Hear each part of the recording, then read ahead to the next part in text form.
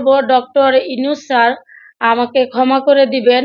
আর দেশবাসীর কাছেও বলতাছি আমাকে ক্ষমা করে দিবেন। আমি আজকে ৩-৪ দিন ৫ দিন হয়ে গেছে কোনো খাওয়া নাই, নাওয়া নাই, ঘুম নাই, কিচ্ছু নাই। সরকারের কাছেও আমি মাপ চাইতাছি।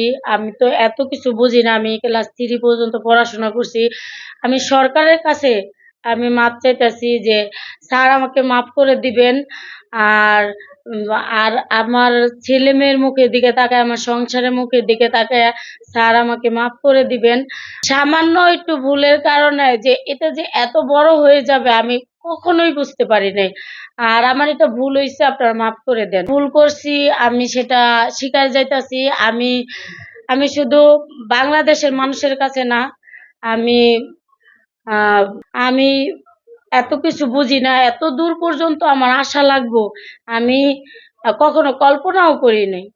সামান্য একটু ভুলের কারণে আমি এটা বুঝতে পারি নাই যে এটা আমার কাছে মনে হইছে সামান্য, আর দেশবাসীর কাছে এটা অনেক বড় বিষয় মনে হইছে। তো আমি আমি ব তো আপনাদের কাছে অনুরোধ রইলো যে আপনারা আমার সবাই ক্ষমা করে দিবেন। ডক্টর ইউনূস স্যার আপনি ক্ষমা করে দিবেন যেন আমার ছেলে-মেয়েকে নিয়া, আমার পরিবারটাকে নিয়ে ভালোভাবে